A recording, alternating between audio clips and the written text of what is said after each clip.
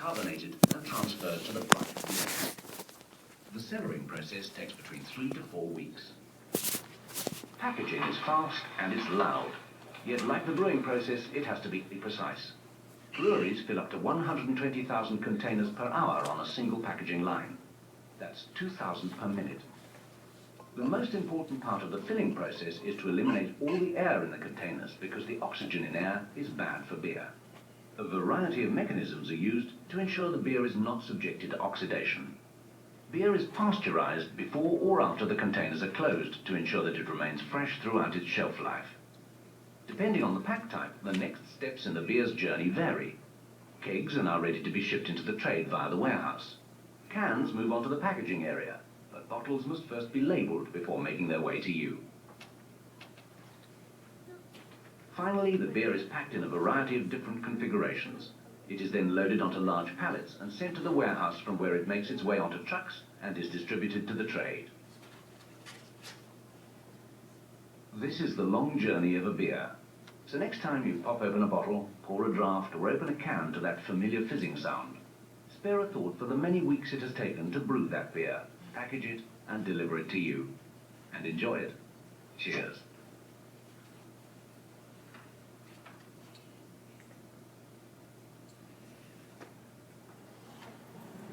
Myth number 3.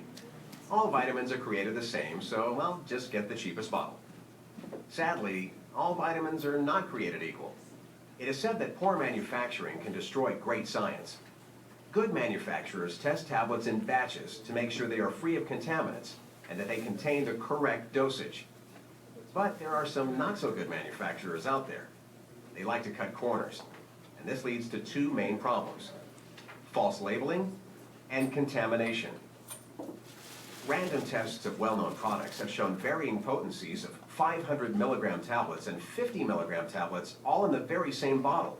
So what you think you're buying may or may not contain what the label indicates, and you're definitely not getting what you're paying for. In 2012, the Chicago Tribune reported huge incidents of manufacturing violations. Inspectors found rodents, rodent feces, and urine in manufacturing facilities. So the cheapest bottle may contain more than what you're bargaining for. Newsflash: dietary supplement firms are not required by law to prove to the FDA that their products work or are safe before they sell them. When you buy supplements, before you look at the price tag, be sure every bottle you buy has a potency and purity guarantee.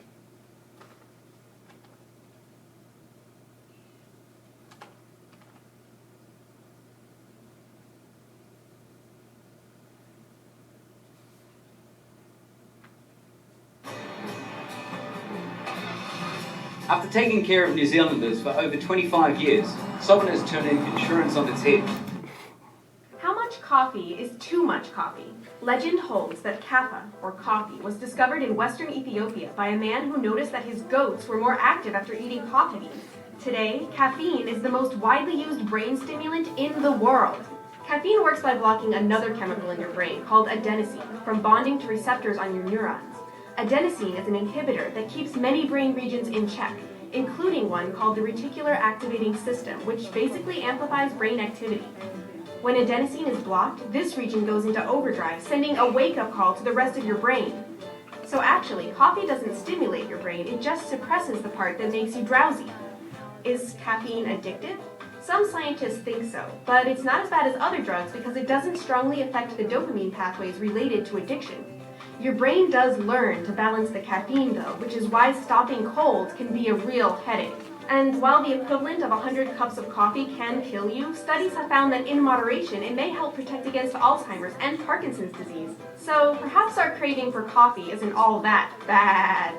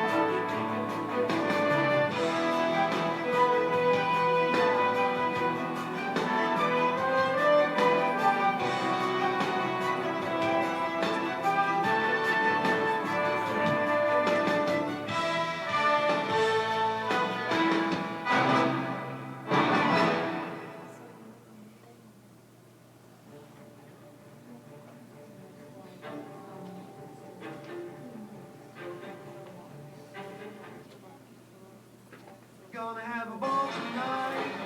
We're gonna have a ball. We're gonna have a ball tonight.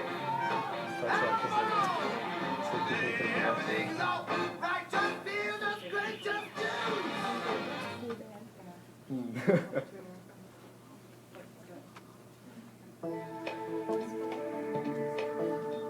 Scary statistics from the Centers for Disease Control and Prevention, as a new report says the prevalence of foodborne illness in the U.S. remains high. Very little improvement in food poisoning cases over the past 5 years. According to the report, foodborne infections are still a public health problem.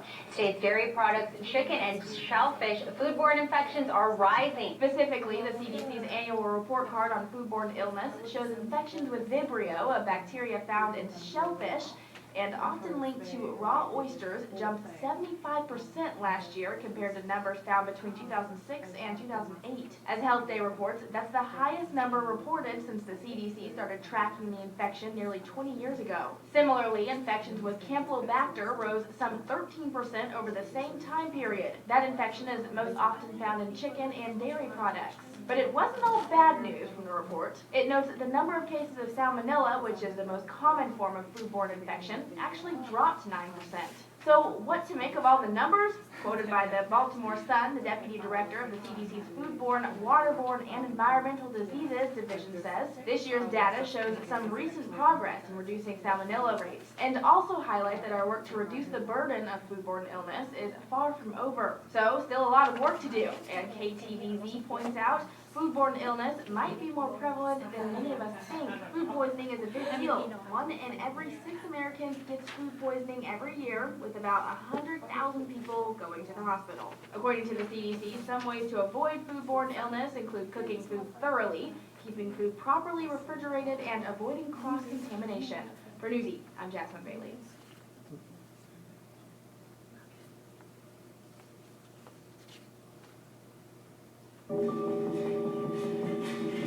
Imagine a world where all of the things that keep your food fresh and plentiful no longer existed.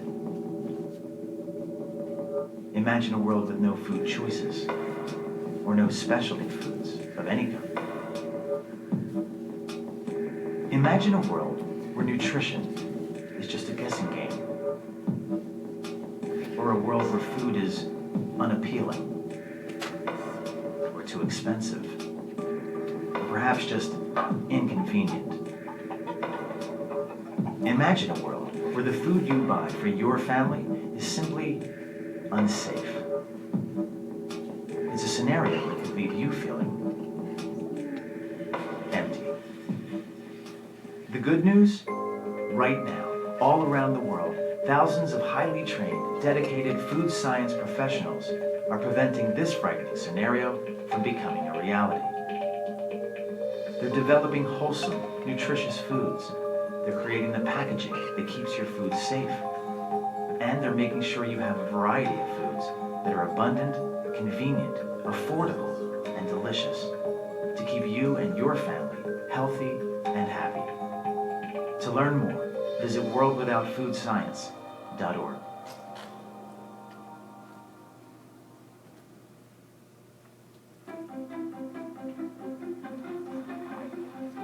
Each year, 1/3 of all the food the world produces is lost or wasted.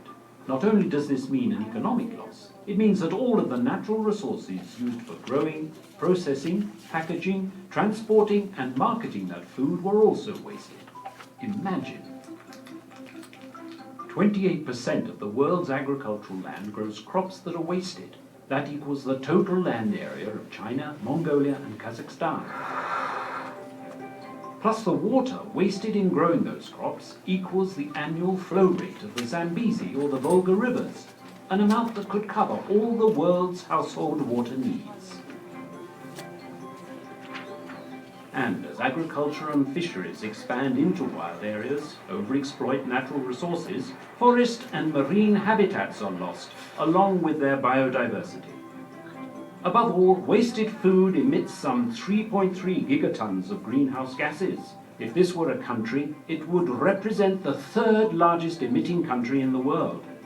This cannot continue. With a future of more people and fewer resources, we cannot afford to throw our natural resources out with the garbage. Let's do something about wastage. Food producers can invest in better harvest and storage technology to avoid food loss. Food retailers can reduce prices of that imperfectly shaped vegetable and donate unsellable yet edible surplus grocery food to those in need. Food not fit for human consumption should be reused to feed animals.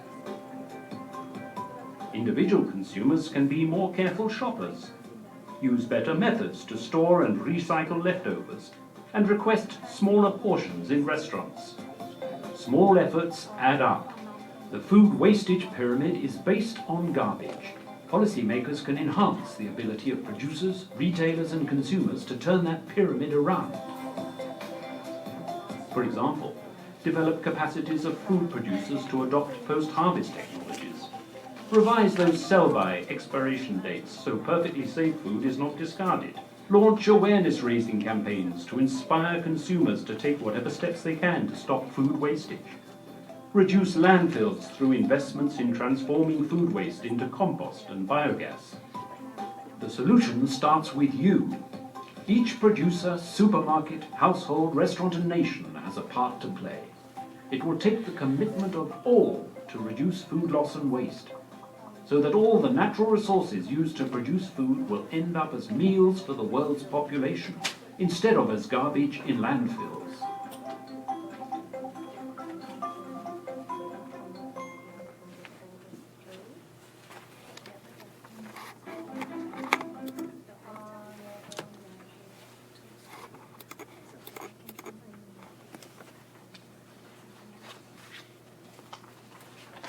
So if you see a piece of paper under your shirt, please keep that safe as that is your raffle ticket for tonight. I'm Vic Xiaozhijiang, and this is Shekhar Pandya.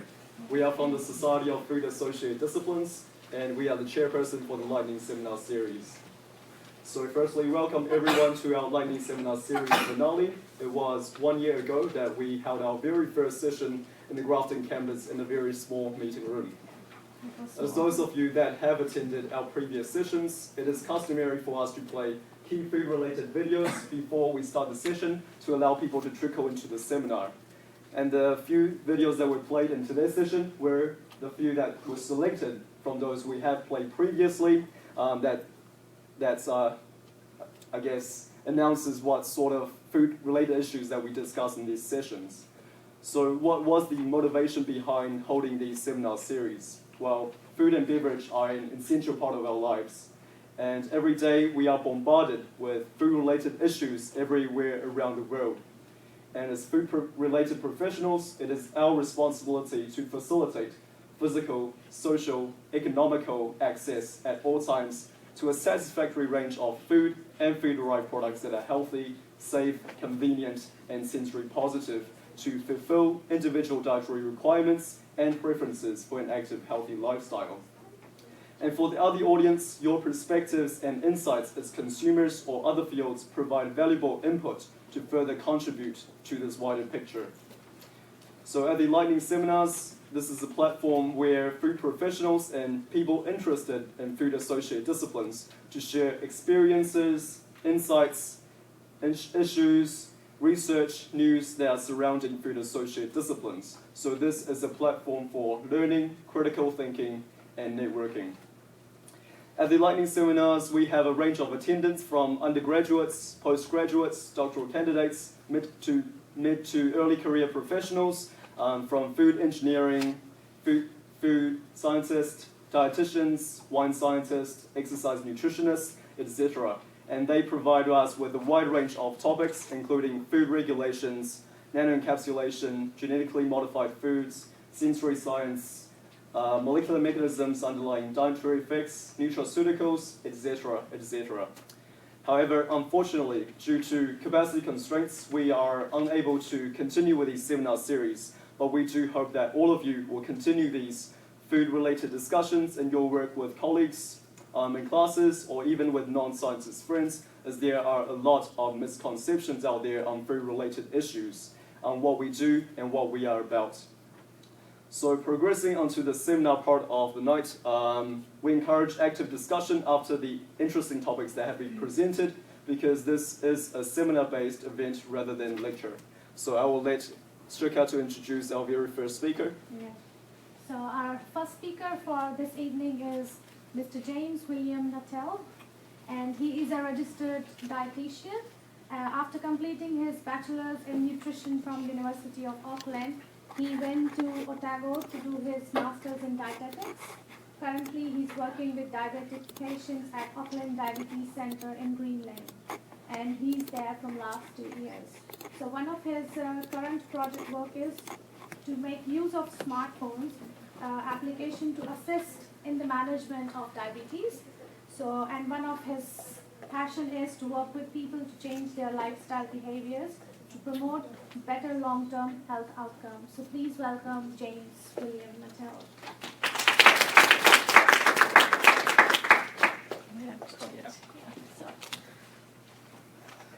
So good evening, everyone. Oh, it's a full lecture. That's awesome.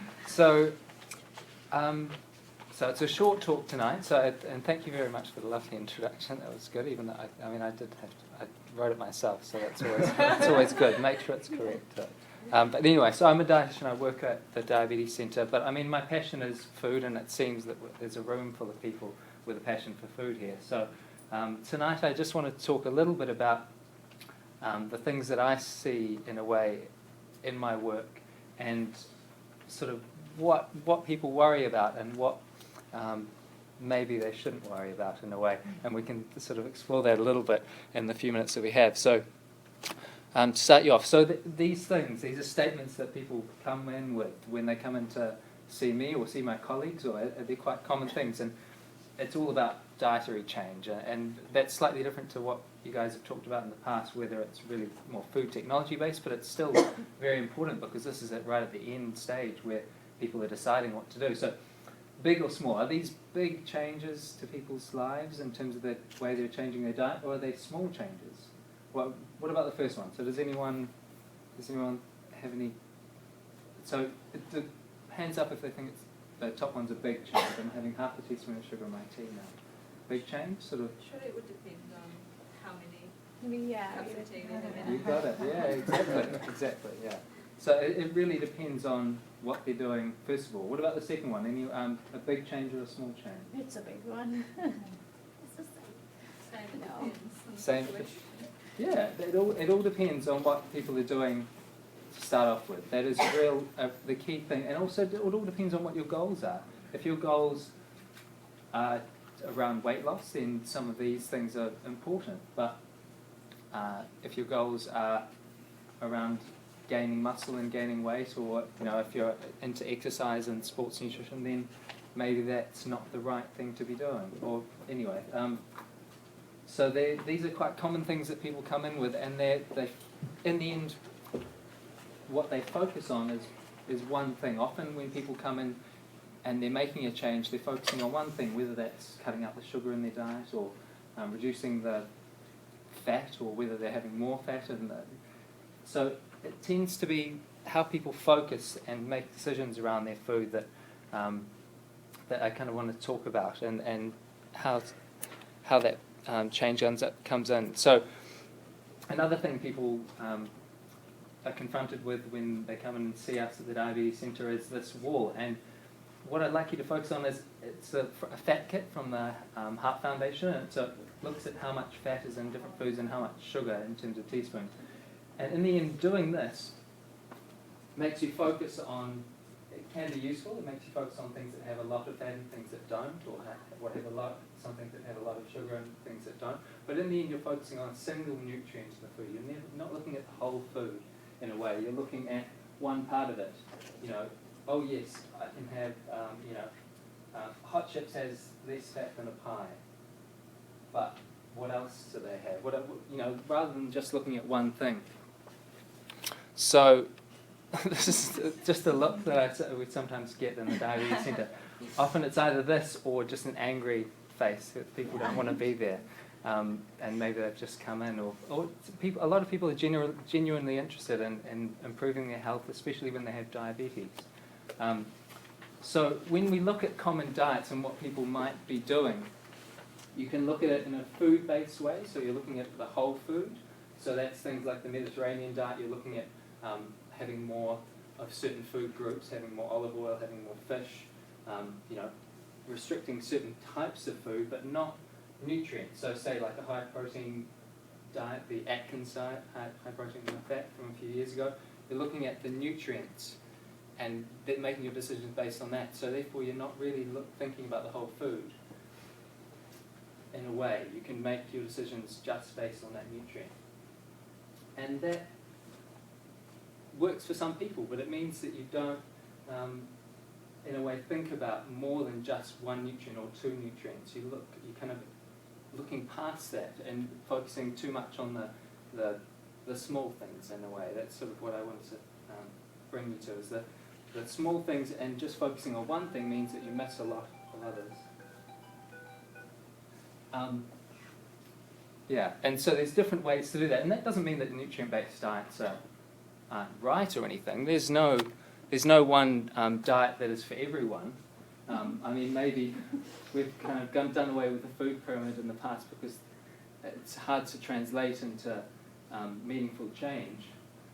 But in the end, it's more about what works for each person. There's no one diet that works for all. Food-based diets means that it changes your focus on the way that you look at food, rather than just looking at a nutrient in a food and looking at the label and saying, oh, I'm going to cut down on fat, so I'm going to have this product which has less than 10% fat but has 50 grams of sugar, or all those things. And what you do every day is more important than, getting that right is more important than things that you do on your birthday or once a year. So that's some really key things. And the last thing I want to leave you with is a piece of wisdom, not for myself, because I've only been around for so long, but for someone who's been around for longer. Dr. David Katz, he did a presentation recently at the New Zealand Nutrition Foundation, and this is one of the things that he said. The basic theme of eating for optimal health is not a mystery. We're not clueless. If you eat whole foods, the nutrients sort themselves out. It will always be high in fiber, low glycemic, rich in nutrients, low in added sugar, low in bad fat. But if you focus only on one nutrient, you'll invent a whole new way of eating badly. Thanks, John.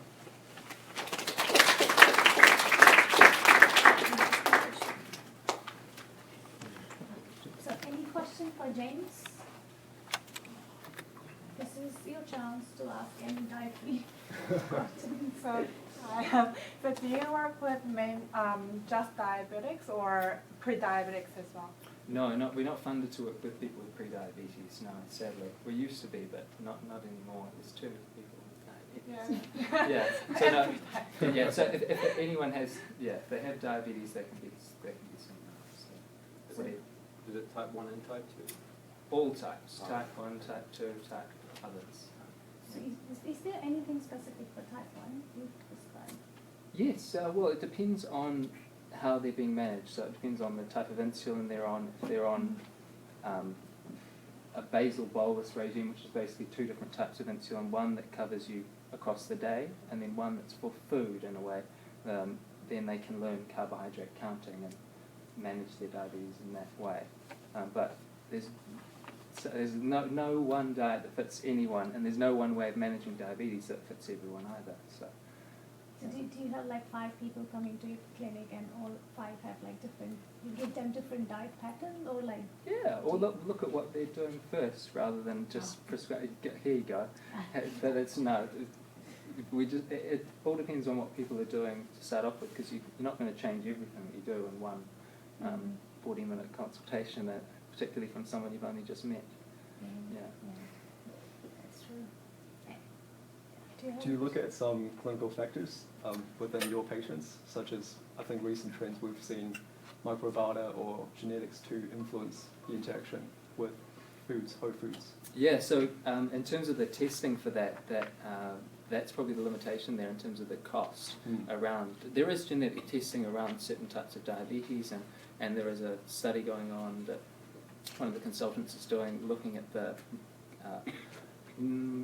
gut microbiome and linking that to a few different things, but that's a wee way down the track. But yeah, I can't request those tests at the moment because they're too expensive, but that's probably the way forward. But once those tests are freely available at lab tests or at a lower cost, then, and that's what some good technologists will come up with. Any more question for James? Okay, thanks. James, thank you very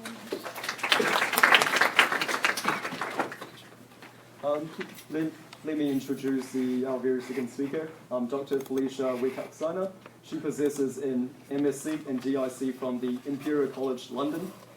She holds a PhD from the University of New South Wales, Australia.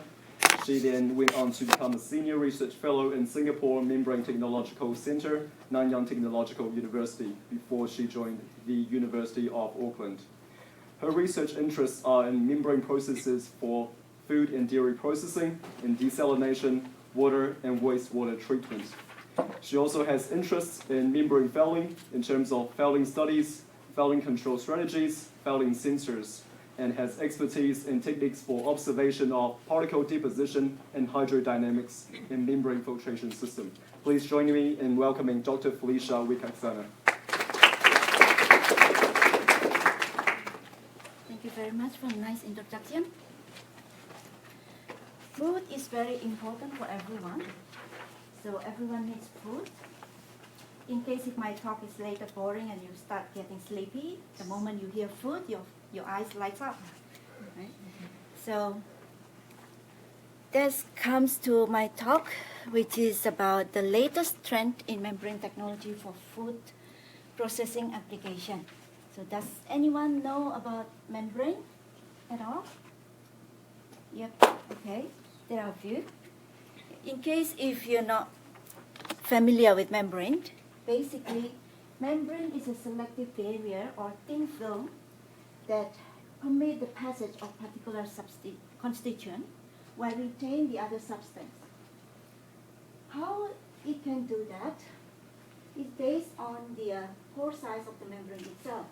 So the membrane has a small pores, depends on the size. It can range from micrometer up to nanometer. The biggest one, of course, is a micrometer, and it's called microfiltration. So because of the pore size of the membrane, that depends on the size, it can retain any particles that are bigger than the pore size of the membrane itself. So anything that is smaller than the membrane pore size can pass through the membrane. So based on these size differences, then separation occurs. So what remained in the feed after that is called retentate. What passed through the membrane is called permeate. In case if you are wondering how membrane looks like, I can pass around. Membrane can made of polymer. It can also made from inorganic substances. That one is basically look like a piece of paper, which actually has a tiny, very tiny pores that we can't really see it.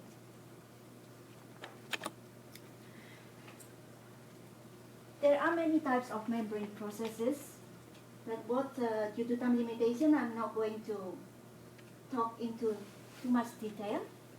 These are just the most common membrane processes, which is based on the pressure driven, which is based on the applied pressure. So if we apply a little bit of pressure, and if the membrane pore size is quite big, which is in this case is in micron size, we call this microfiltration. Slightly smaller is ultrafiltration, and then nanofiltration, and the smallest one is reverse osmosis. So this is based on what kind of a substance that we would like to retain. Microfiltration can retain suspended solids, and anything else pass through the membrane. For ultrafiltration, it can retain macromolecule, which is in this case for food processes, in protein as well. It falls into this category. Anything else pass through the membrane. So for nanofiltration, it can retain multivalent ions. While for reverse osmosis, it can retain everything, only it can allow the water molecule to pass through.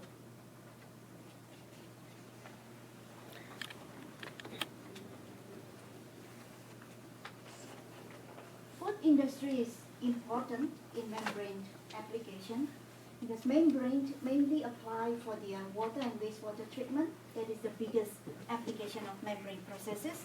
But food industry is the second largest market for the membrane. So the worldwide market is around euro 800 to 850 million. If we look at the market share, the biggest market share is contributed by the ultrafiltration, followed by microfiltration, nanofiltration, as well as reverse osmosis, and others contribute to 2%. What are others? Others is other processes such as perforation, electrodialysis, and membrane distillation, which is kind of like is emerging technology, which is at the moment it doesn't contribute to the biggest portion, but is increasing. What are the advantages? The advantage is membrane processes can be operated at mild operating condition, which is as if we compare it with the distillation or evaporation, we need to supply heat up to the boiling point so that the separation can occur. However, for membrane processes, we just need to apply pressure in general. So it is mild operating condition that will not cause any denaturation of protein, for example. And it has a high selectivity as well as energy efficient as compared to evaporator, and also modular design, so it can be flexible depending on the capacity. If you want to increase the capacity, you just add another module. Major application of the membrane is in food industry, is mainly in dairy industry for concentration, clarification, as well as fractionation. Another application is in beverage industry, which is for beer, fruit juice, and wine. I just give some example of the membrane application in dairy processing. which is, for example, for whey processing. Whey used to be a waste, which is actually a byproduct from cheese production. So now, by using a membrane technology, it can be transformed to a valuable product. And membrane can also be used to modification of milk by separating or fractionating a selected component. For example, some of people, they are allergic to lactose, and yeah, we can create that lactose-free milk product by using a membrane technology. As well as it can be used to remove the bacteria from milk that can extend the shelf life of milk and also eliminating the needs of additive. We can see from this graph that if we use microfiltration, we can remove fat, so to create a low-fat milk, bacteria as well as casein. If we use ultrafiltration, we can remove whey protein, and nanofiltration, we can remove lactose. And if we use reverse osmosis, we can remove monovalent ions such as salt. So you can create different type of milk by combining these processes as we want it. It can be customized. Either you combine the microfiltration with the nanofiltration and so on.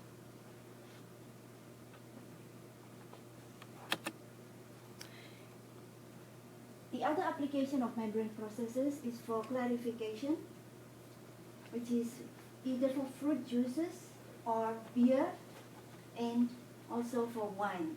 Because some people, they don't like the appearance of the hazy beer.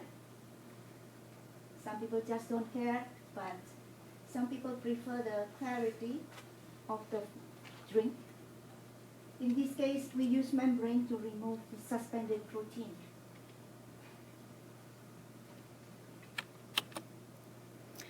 Another emerging technology, which is a current trend, is forward osmosis, which is in contrast to reverse osmosis. In reverse osmosis, we apply the pressure exceeding the osmotic pressure of the feed to force the water to pass through the membrane. So the membrane is in between the feed and the permeate. While in forward osmosis, we just use another solution, which is in this case called draw solution, which has the osmotic pressure higher than the feed itself, to extract the water to pass through the membrane. So from the feed to the other side. As a result, the feed will be concentrated. So we can use this to concentrate the dairy product as well as the whey protein. Another process is membrane distillation, which is based on the name, of course, is a combination between distillation process and membrane separation. What is the difference? The difference is, in here we have membrane, so in between the feed and the permeate. So the feed is heated, but it doesn't have to reach the boiling point. So in this case, we only need to reach around 50 to 60 degrees, which is much lower as compared to the boiling point of the substance. And on the other side, we pass through the permeate, which is usually around 20 degrees. And because of this difference in temperature, we have the vapor pressure difference that can create the can evaporate the water, and the water vapor can pass through the membrane and goes to the other side, which is combined with the cold side. And you can also use this one to concentrate the dairy product. So compared to the evaporator, when you use it in industry, this will consume much less energy. So that's why this is energy saving. And especially if you have a low-grade heat or waste heat from the industry, you can also use that to heat up the feed. So we do not need to supply extra energy.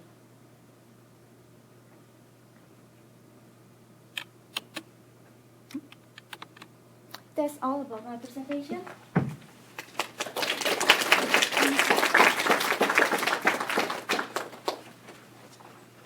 Thank you very much. Do we have any questions for Felicia?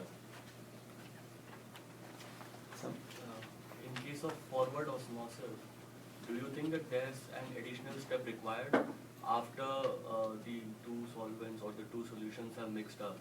So is it not a bad thing that you're increasing the cost of separation again after having an osmosis step? That's a very good question. Yeah, that depends on the which part is the product, whether feed is a product or draw solution is a product. If draw solution is a product, yes, I agree. Yeah. There will be an additional process, but we can do like manipulating the energy by choosing the suitable draw solution. So for example, like using the magnetic nanoparticle, using the magnetic field to extract the draw solution with the water. Yeah. Also, if the feed, on the other hand, if feed is a product, then we don't really need a further treatment. Further step. Yeah, we just take the feed. And for the draw solution, it can come from anything. For example, like we can use reverse osmosis concentrate, which is it can be diluted after that, and we can discharge to the environment without causing any harmful effect.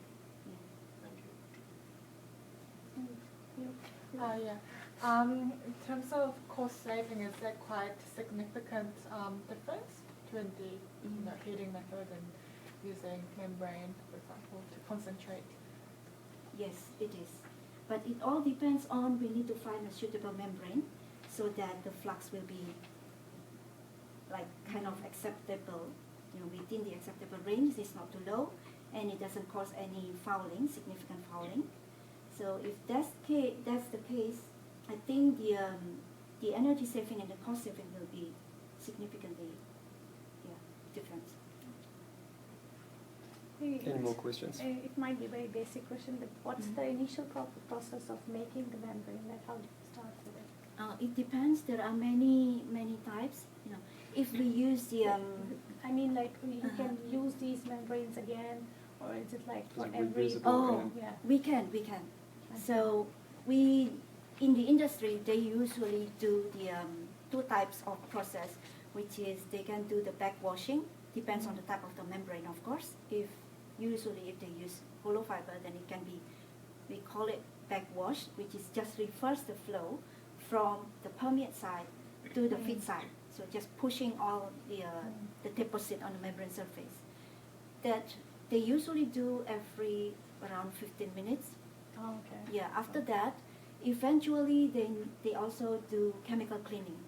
So every few hours, depending on the process. So this like making the membrane and doing this cleaning is like, how much does it? How it might increase the cost? It is, but it depends on the process, and also we do different of the strategy to reduce the fouling as well, such as introducing the bubble. Of course, it depends on the process because some process doesn't allow us to introduce the bubble. For example, it will cause the oxidation of food. But some process we introduce either we can use the air bubbling to generate a sear on the membrane surface, so it can remove the particle. Then it can prolong the membrane operation. But in general, usually the membrane shelf life, it can last up to 5 years, so without any replacement. It's just we do regular cleaning. That's why those clear wines are expensive. And just I think one last question. As you said that you can use these membranes for producing lactose-free milk. Yeah. So does it remove other minerals which are on the same size or vitamins from the milk? Yes. But the thing is, usually we just use, for example, microfiltration to remove the protein, retain the protein and everything pass through. And then we use the nanofiltration to retain the lactose and everything, anything else pass through. And we can recycle the permeate from the nanofiltration back to the milk to create so that everything, all the constituent remained as the original one, minus the lactose, of course. Because like I have seen lactose-free milk a lot, but and the price range is almost similar as well. So do those milk, like they mix the permeate back to the milk, or is it the milk with less minerals, less everything, and no lactose? I think they usually in the street recycle back. Okay. Yeah. So that the mineral can remain in the milk. Yeah. In terms of the selection process for the material that you use for the membrane, such as the polymers or inorganic material, is there a stringent procedure for selecting those materials for the food industry? Because I understand that there might be some migration that's present into the food item that you apply this process to. Yes, of course that depends on the coating material as well as the polymer. But most of the polymer that used for membrane are non-toxic, especially like mainly membrane for food industry. They use polyether sulfur, which is for protein separation, which is non-toxic. And of course, we need to consider like the coating, if they need to change it to become hydrophobic or hydrophilic, we need to consider that because it's for food application. So it has to be non-toxic. Yeah. Any more questions? Okay, thank you very much. Thank you, Dr.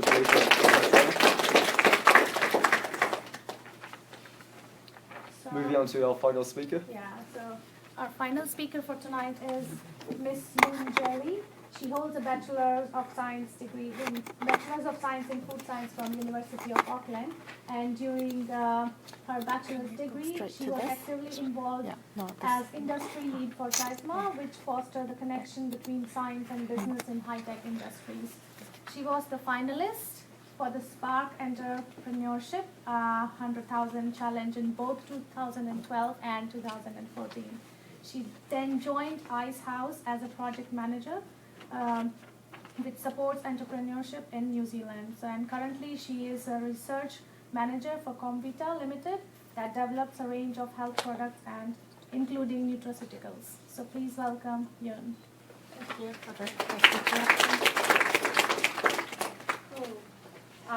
Good evening. My name is Yoon Jae, and tonight I was asked to talk about innovation and entrepreneurship.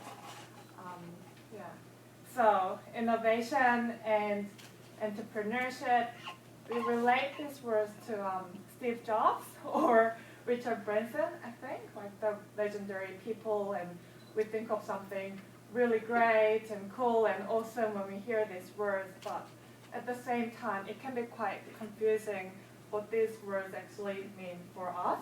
So today, I'd like to talk to you about innovation and entrepreneurship as an individual who studied food science here at Auckland University not too many years ago, and share with you what I've learned in the past few years about innovation and entrepreneurship.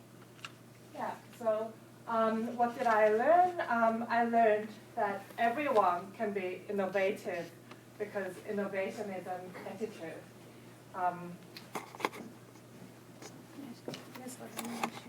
Yeah.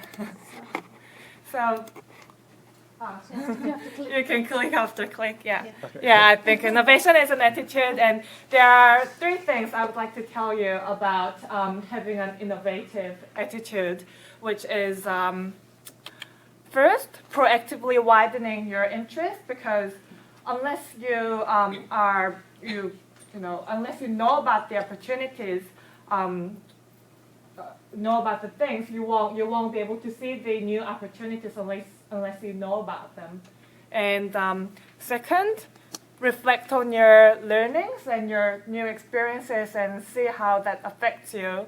And the third one, making connections, which I think is really important. Connecting people to people, and people to ideas, or just ideas to ideas, and you have a new idea. So I think the third one is really important. So to be able to tell you how I came up with these three things, I would like to tell you a story about how I got involved in the activities and innovation and entrepreneurial ecosystem in New Zealand. So when I first graduated high school, I didn't even know what I wanted to do. So it wasn't until a couple of years after I started studying at university, I decided that I wanted to study food science because I like human nutrition and product development. But meanwhile, I did some extracurricular stuff. I joined a group called Chiasma at the university, which is a student group that connects students to bioscience industry. I joined Chiasma because I just wanted to see what else is out there outside university, so I joined the group. And looking back, I think it really helped me widen my interests and also meet new people. For example, a friend I met through Chiasma, he connected me to his friend who wanted to enter Spark when I was at my last year at the university, Spark competition, and he wanted someone with food science degree, so I got introduced to him via a friend I met through Chiasma. And so Spark competition is a business competition where you have to come up with an idea and develop it throughout the year. So that's an example of how widening my interest helped me getting into a new opportunity. And our business idea that we entered the Spark competition was a premium alcoholic beverage. So we developed that idea to an actual product and produced it at a factory and actually sold it in the market as well throughout the year. And I originally joined the team to help with developing the product, but my role in the team wasn't just limited to that. I learned a lot of things throughout the process, all the components in the business that I didn't learn just within my food science degree. For example, I got to meet with intellectual property lawyer and discuss our intellectual property strategies and branding and selling and all the soft skills as well. So yeah, I learned a lot of things by doing that, and also that's how I got to learn about the Ice House as well, who's a Forbes top 10 technology startup incubator in the world, and also the main sponsor of the Spark competition. So we got through to the top 10 finalists of the competition with our idea, but unfortunately we didn't become the winner in that year. But so I missed out on the opportunity to incubate my business in the Ice House, but instead I got the chance to work at the Ice House with the startups instead, so on the other side of the side. And I think I got that opportunity because I widened my interest, and I did the Spark program, so I learned about new things, and that got me to work at the Ice House. And at the Ice House, I worked with several different startups, and I saw a lot of startups actually disappear, and a handful succeed through the program. And through that process, I learned a lot of different things that I didn't learn at the university. For example, leveraging your network, which is really important. And leveraging network is actually how I got into my current job at Convita as well. So when I decided I wanted to move on from the Ice House and get into the food industry and use my degree, I asked for a coffee with the Chief Technology Officer at Convita. And when we met, we talked about a few things, and he offered me a role that he was just creating in the few months' time. So I accepted it. So that's how widening my interest led me to another opportunity.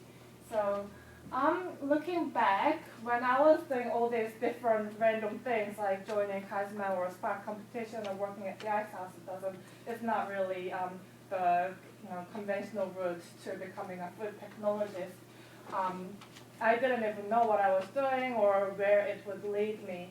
But looking back, I believe that widening my interest and reflecting on what I was doing and what I wanted to do next and making connections with other people really helped me to open my eyes to innovative and entrepreneurial thinking, and also helped me move on to a career path that I'm quite happy with right now.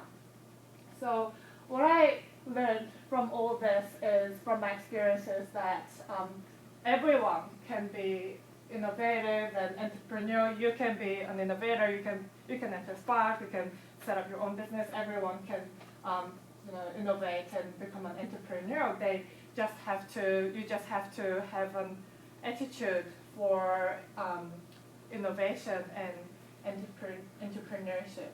So using these three things, I would recommend that you go on and then start adopting innovative attitude to further develop your career. Thank you. Any questions? So, any questions for Yun? You can ask her all the tricky questions about the Spark competition, I suppose. What was your project? Your Sorry? Spark project?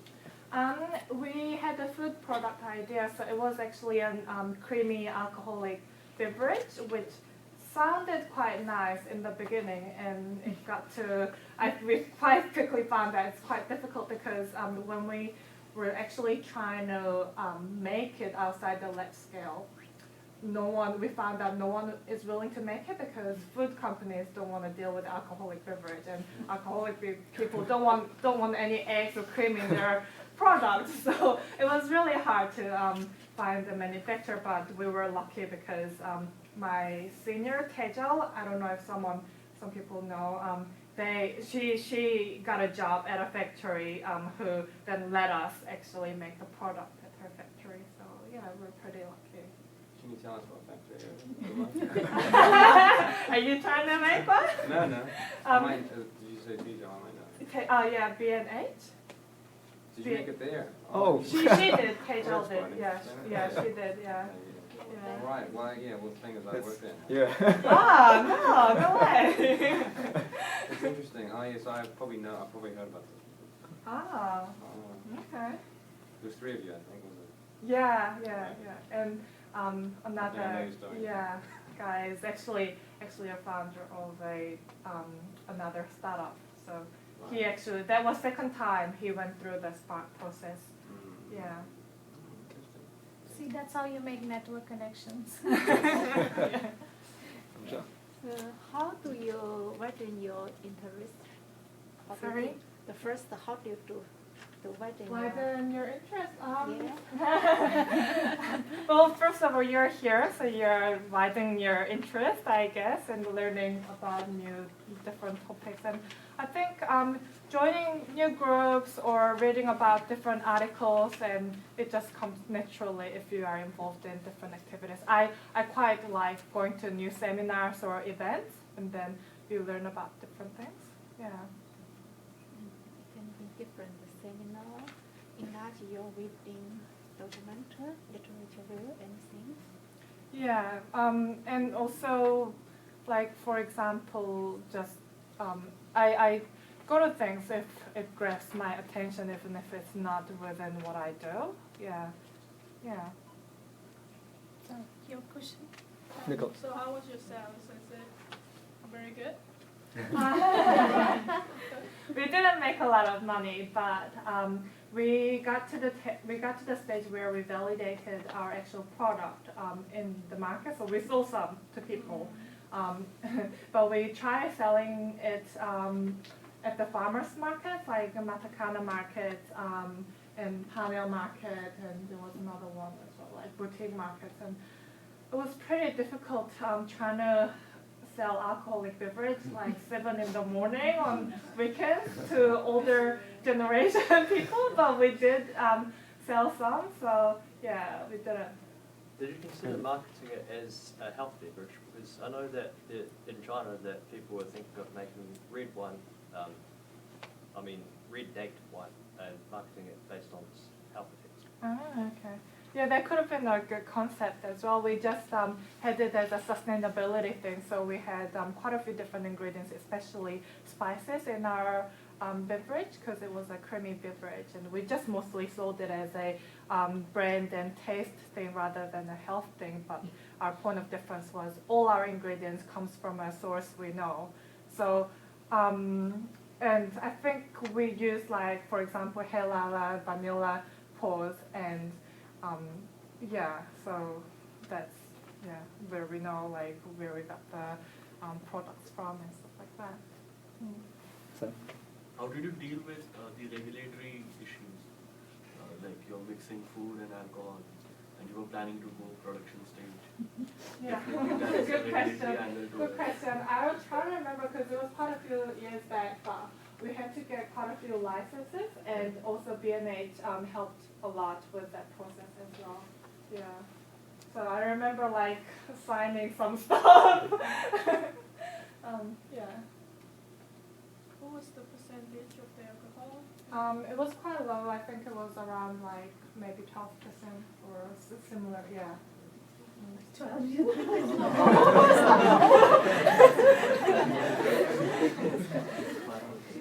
Yeah, that makes sense. Did you think of did you consider about lowering the alcohol percentage? Maybe we should have, because it was quite nice on top of ice cream or mixing with like Sprite or strawberries as a special thing, because holiday season kind of thing. I think Sam has another question. There are increased chances of greater hangover because of sweet and alcohol. You might get high more quickly. That's the whole point, right? Because it was a festive drink kind of thing, yeah. So make people buy more after tasting. So you guys didn't go further with that business. I remember that.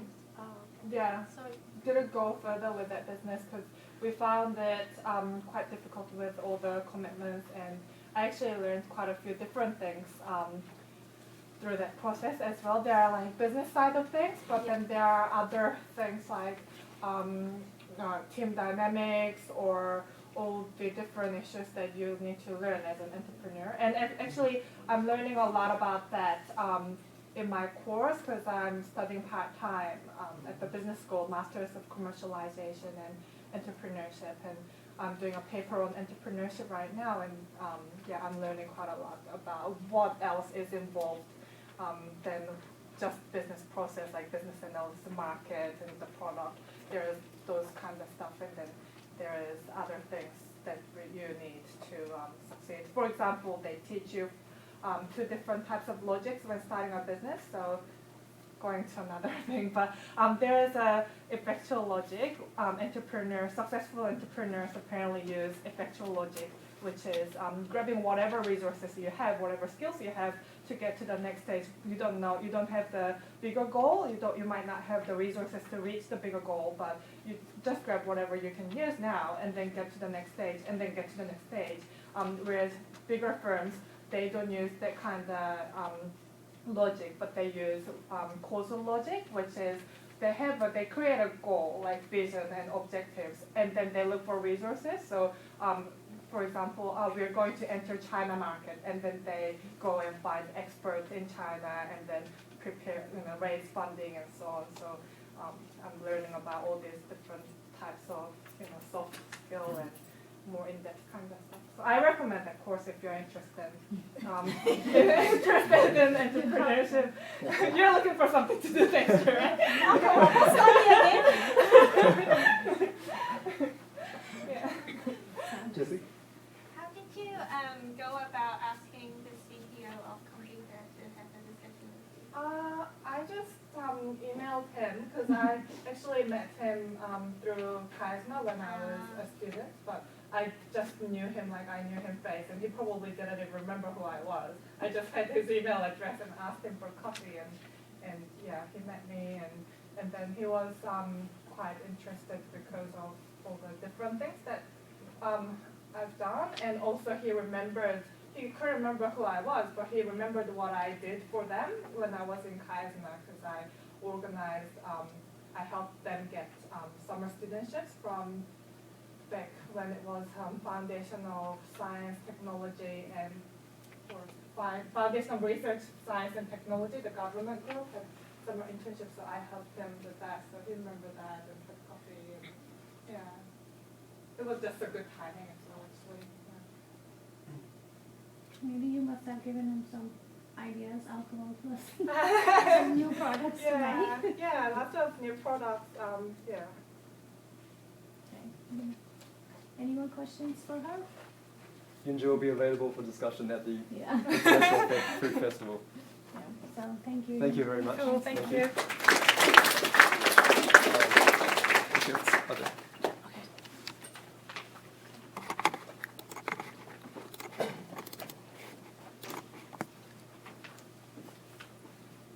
So a few acknowledgements. These Lightning seminar sessions are not possible without many people. So firstly, we would like to acknowledge the Food and Health Program at the University of Auckland for their moral and financial support, especially their program managers, Kelsey Link and Myung Lim. And we would like to thank all of the SOFAD Executive Committee for helping out with these seminar sessions, and thank you for the audience for taking your time and effort in your busy schedules to attend and engage in networking and discussion.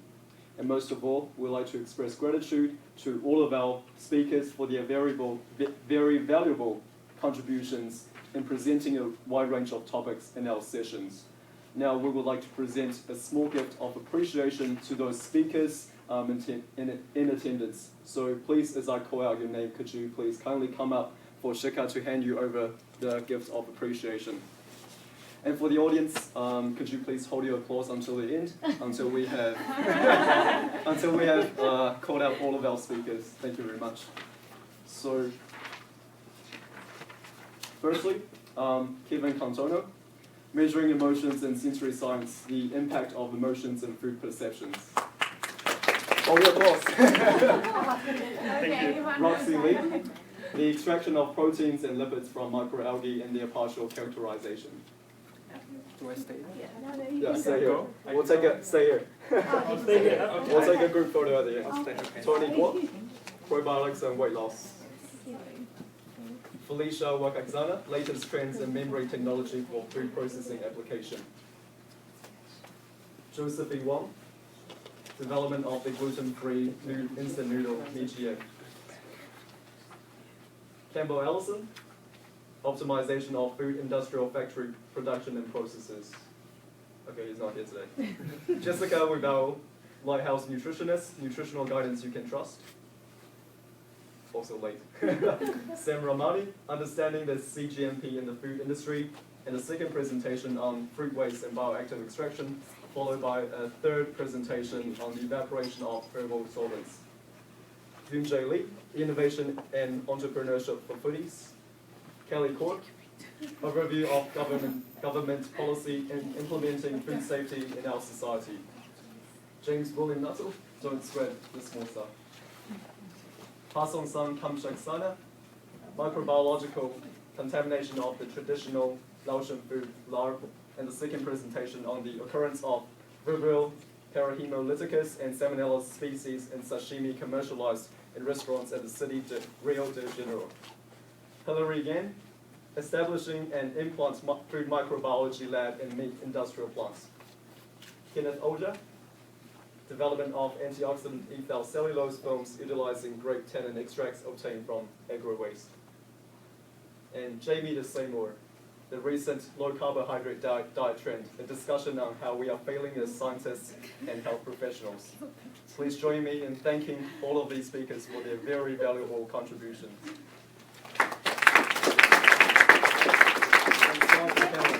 Jimmy, do you want to come back for a group photo?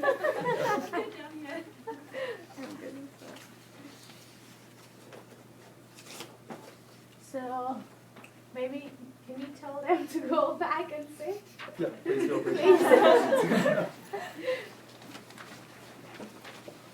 So now I think I should take this opportunity to thank everyone who is present here and in the past who has done a presentation for us. And and thanks to Vic as well for giving me instructions and making this event extremely formal. So thanks to all the presenters and attendees for making this Lightning seminar series an extremely successful event. But there are few people who are always special, and for this Lightning series, they made the exceptional contribution by supporting in the event, either you say by attending the event or presenting a seminar or by asking extremely scientific questions That stimulates thinking. or stimulate very interesting discussions. So I believe such kind of people are the ones who have the great determination to progress and advance their knowledge in food complex associated system, and of course inspire future generation to do the same. So to acknowledge their hard work, we would like to present them with Lightning Seminar Series Awards as a small token of our appreciation. So please welcome, there's our surprise names. And Vic has got the names. So our first recipient was originally from Taegu in Korea. They are provisionally registered secondary school teacher. They graduated from AUT University with graduate diploma in secondary teaching, specializing in biology and junior science. They hold a Bachelor of Science in Biological Sciences from the University of Auckland and presented in our previous Lightning seminars on probiotics and weight loss. They have a range of scientific interests in scientific journal reading and eating and drinking, which as food professionals we know that's relevant exercise, scientific exercise, as well as other interests including singing films. So please join me in thanking Mr. Tony Kwok.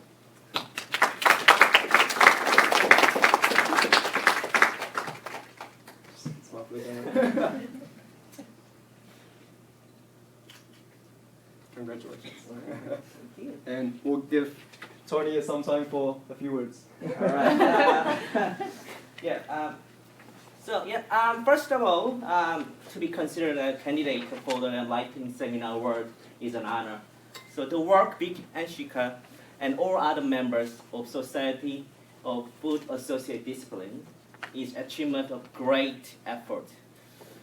As a regular attendee of a monthly seminar and once a presenter, I have learned so much about current and recent issues revolving around food industry.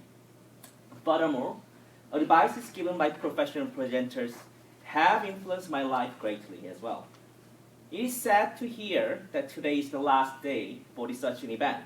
However, I'm sure the connections and networks we cherish will be carried on relentlessly. So I hope you will enjoy the rest of the evening. All right, thank you.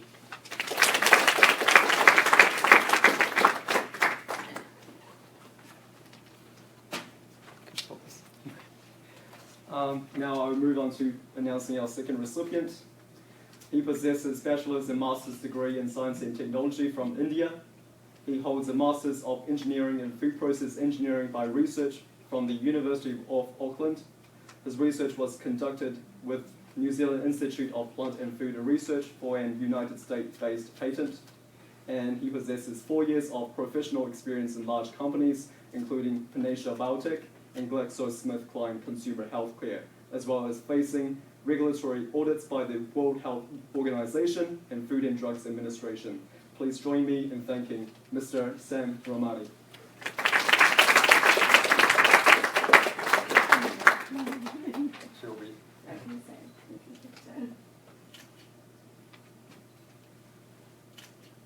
Thank you. A few words from Sam. It's been nice to be associated with SOFAD. Especially I'd like to thank Kwok and Shika and other executive members of SOFAD for being able to give me a chance to speak in front of everybody and able to have knowledge sharing sessions, and definitely also gaining knowledge because of others who speak in these seminars. It's a great platform to have networking, sharing ideas, knowing other people, and also breaking the ice, learning how to speak in front of a huge crowd, which is very important once you complete your academics and go into the professional world. So I hope for the best for SOFAD, and also I would like to thank once again to everyone. Thank you. Thank you so much. Okay, so I'm pretty sure everyone has got the tickets. There's some tickets just a reminder, yes. At the ground under your chair. Under your chair, there's a raffle ticket under your chair, so just keep that safe. Yeah, so there's some raffle prizes. If somebody would like to do this honor and pick up the ticket, try and you can come. Okay, just maybe you are the lucky one. Oh. And then read out the entire. Let's see. Okay. Current issue, microRNA in milk. Chica Ponder? Yeah, that's someone who has got my picture is the If someone has her picture with the title, current issue, microRNA in milk. microRNA in milk. Yes. Congratulations. And Shrine has the honor to end this gift. Please smile for the camera. Thank you. Thank you. Thank you, Shrine. Thanks. Okay, I think that's Second row. okay. Second one as well. Someone else in the audience? Someone else? Maybe Felicia, you want to pick up?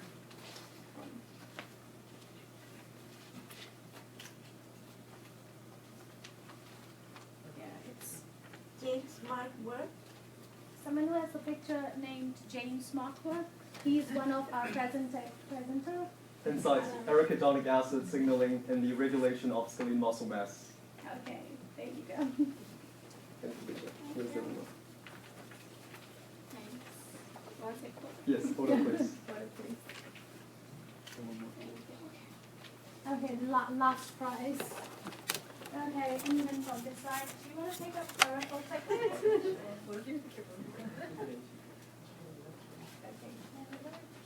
Okay. Some with a picture named Yoon Jelly, and she did and she did a presentation just a few minutes ago. Okay. Oh wow! Congratulations! Oh my God! You need to give the prize. Yes. Yeah. Yes, of course. There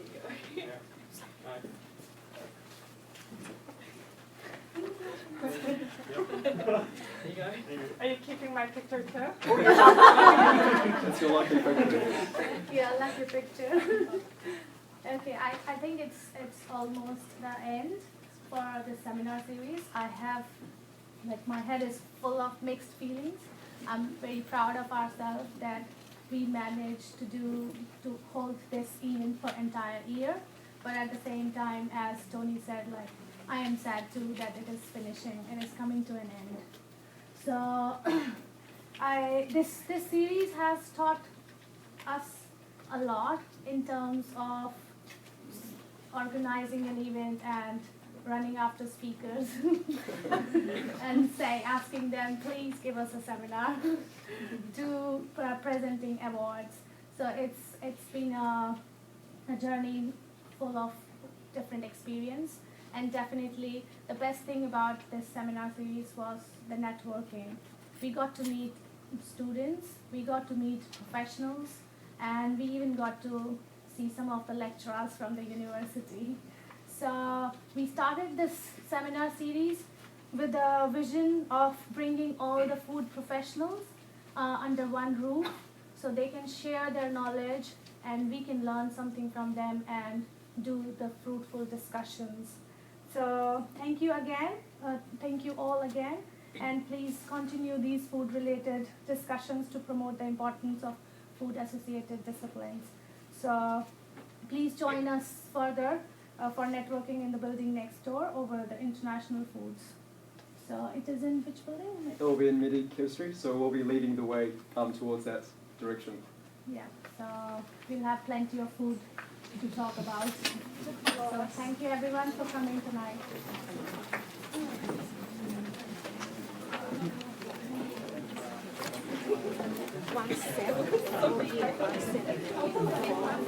Okay, I'll get you to. Yeah, next time I see you.